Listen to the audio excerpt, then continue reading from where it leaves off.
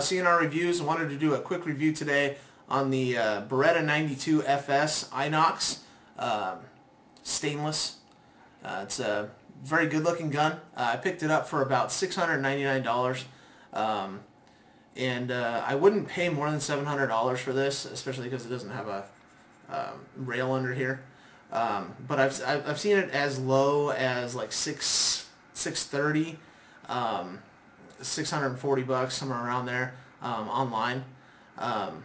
So real quick, I'm gonna just do a breakdown here. This is a 9mm. To take it apart here, I always make sure that the safety's, disengaged before I take it apart. I don't think you have to, but I always do. There's a little release button right here, and then there's the little slide release over here. So you just kind of pull that or push that down. You push the button first, then flip that down here, and the slide kind of moves forward, and you just pull it straight off here. So then this is your bottom receiver part here. And that's done. Then you got your slide here. You have your guide rod and your spring, and your barrel. Just push that here. Comes right out. The machining is great on this. I haven't seen any gun that is better. We have a Ruger P95 also, and it's pretty comparable to it, but this thing's just super smooth right out of the box. Really no break-in at all on this gun. It's fantastic. Then to just reassemble it here real fast. Just push the locking block down here.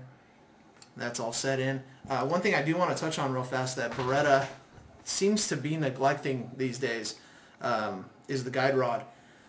This is what it came with, this plastic guide rod here.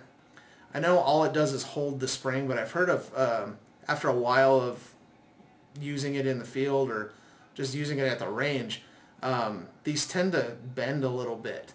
I'm not really sure how, but I didn't want to take any chances with mine, so I just replaced it with a guide rod from, I believe it's guiderods.com.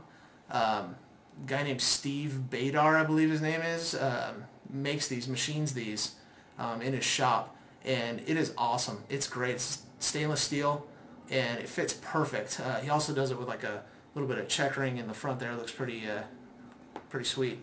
But anyway, you just slide the spring over the top here, and just pop the spring in the front here, push it down to press it, goes into the locking block, and it's there to stay. It's pretty nice. Then to reassemble here, just line it up onto the rails here, or the guides, and push forward, put it about, I don't know, 1/4 of an inch back here, 1/2 inch back, and flip that the little lever, and you're good to go. So it does have a manual safety on it, ambidextrous.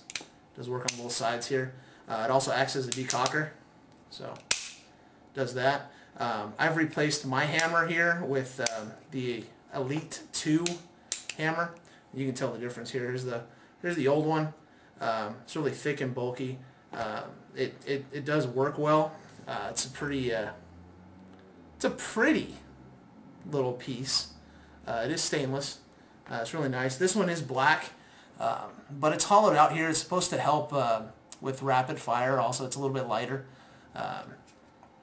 So I seem to like the looks of it a little bit better. I've also put some Hogue grips on here with the finger grooves in the front.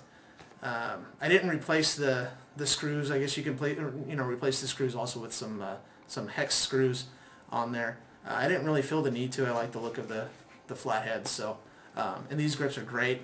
Even my father-in-law that bought a 92 back in the 80s felt these grips and was like, hey, I gotta get me some. So went to the store, got him some, and he loves them. So yeah, so it comes with 2 mags here, one 15 rounder, and for some reason mine came with a 17 rounder also. And if you look here, they have a little bit of different finish on them. The 15 rounder is kind of matte finished, and takes a little bit of a break-in to get it to eject smoothly. and also go in smoothly. I had to oil this pretty well, and it's still very matte. The other one here, the 17 rounder, it's very shiny, it's very smooth, goes into the gun very well, and ejects very well. Here, I'll do that again so you guys can actually see it here. It just pops right out. It's really nice. Here's the old grips, the grips that came on it. Just some plastic grips here. And again, I put the Hogue rubber on there. It's worked out pretty well. I've only shot it at 50 feet so far. I do want to do a full range report later on for you guys, shoot it at some farther distances.